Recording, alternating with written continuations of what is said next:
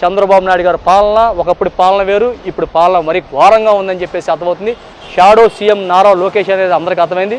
భవిష్యత్తులో దొద్దిదారిన సీఎం అవుతాడనేది లోకేష్ అనేది వినికి వినపడుతుంది. నిజమెంత అబద్ధం ఎంతో తెలియదు, కానీ ఇది ప్రజా తీర్పుని వ్యతిరేకిస్తూ దొడ్డిదారిన ఒకవేళ ఎన్నికైతే ఖచ్చితంగా ప్రజాక్షేత్రంలో ఓటమి పాలు తప్పదు. స్థానిక ఎన్నికల్లో ప్రజలు బుద్ధి చెప్పడానికి సిద్ధంగా ఉన్నారు.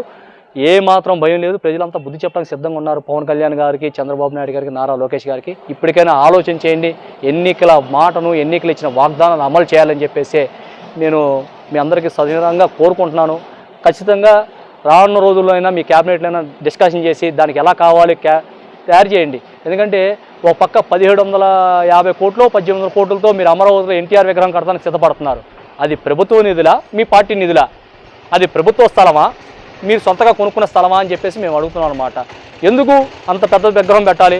పెడతానికి మేము వ్యతిరేకంగా. అంత మనం లోటు బడ్జెట్లో ఉన్నప్పుడు అంత దానికి ఎందుకు కేటాయించాలి? ఎవరైనా పీపీపీ అనే పదాలతో ఎవరైనా డోనర్ వచ్చాడా మీకు ఏమన్నా కడతానికి? కడితే కట్టుకోండి. డోనర్ వస్తే 1700 కాబట్టి 17,000 పెట్టి కట్టుకోండి. మిమ్మల్ని అడిగేవాడు 50,000 ఎకరాలు సరిపోవు, ఇంకో 50,000 ఎకరాలు కావాలంటే ఒక ఆయన చచ్చిపోయాడు మొన్న. మీ బాధ తట్టుకోలేక మీతో మాట్లాడుతూ చచ్చిపోయాడు.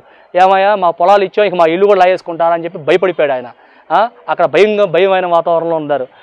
అమరావతి రాజధాని కోసం గత ప్రభుత్వంలో మా రాజధాని మాకే ఉండాలి, మా రాజధాని మాకే ఉండాలి, రైతులు వాళ్ళు గాజులు గీజులు అన్నీ తాకట్టు పెట్టుకొని కోవిడ్ టైంలో కూడా దీక్షలు చేస్తుంటే మీ మిస్సెస్ గారు వచ్చి గాజులు ఇచ్చారు. మీరు కూడా ఎనకమాల ఉద్యమం నడిపారు. అలాంటి వాళ్ళు మీరు భరోసా అవ్వాలి, కానీ వాళ్ళ భూమి ఇంకా కాస్త కోసం మిగిలిన భూమిని కూడా మీరే లాగేసుకుంటా అంటే ఏం డెవలప్ చేయకుండా. డెవలప్ చేస్తే ఎవడైనా ముందుకిస్తారు.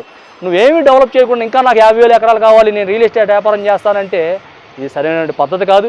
ఎక్కడో ప్రపంచంలో 5,000 కోట్లు 10,000 కోట్లు సంపాదించుకున్న వ్యక్తులను, వైట్ మనీతో ఉన్న వ్యక్తులను తీసుకొచ్చి ఎంపీలకు గెలిపించుకోండి, 30 ఏళ్ళు ఆయన మేము ఉంటాం ఇక్కడ అంటే ఓకే ఉండొచ్చు. ప్రజాక్షేత్రంలో 30 ఏళ్ళు కాదు, చచ్చిపోయే వరకు ఉండొచ్చు, ఏం డోకలేదు. కానీ మనం ఉన్నంతకాలం మన గురించి చాలా గొప్ప చెప్పాలి. ఈ పథకం పేరు చెప్పంగానే పలానోడు గుర్తుకు రావాలి. ఈ పథకం అనగానే పలానా ఆయన అని చెప్పాలి. ఈ రాష్ట్రం ఉమ్మడి రాష్ట్రం ఉన్నప్పుడు అసలు మన రాష్ట్రం మూలాలు ఎక్కడ?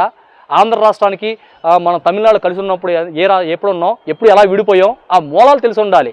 ఆ మూలాలు తెలియకుండా ఈ రోజున మేము వచ్చేసాం కాబట్టి మా దగ్గర డబ్బు ఉంది కాబట్టి, మా దగ్గర డబ్బుతో యంత్రాంగం ఉంది కాబట్టి మా ఇష్టం చేస్తామంటే కొన్నాళ్ళు సాగుద్దేమో. చరిత్రను మార్చేయడానికి అనేకమైన ప్రయత్నాలు చేసినా చరిత్రను మాయలేరు అనమాట. మీరంతా మార్చాలని చూసినా ఏదో రూపంలో చరిత్ర బతికే వస్తుంది, ఖచ్చితంగా నిలబడిద్ది. అదే చరిత్ర మిమ్మల్ని ప్రసిద్ధి, అదే చరిత్రలో మీరంతా కూడా మాయమైపోతారని చెప్పేసి నేను సవినయంగా తెలియజేస్తున్నాను. ఇప్పటికైనా కళ్ళు తెరవండి అని చెప్పి అందరినీ కోరుకుంటున్నాను.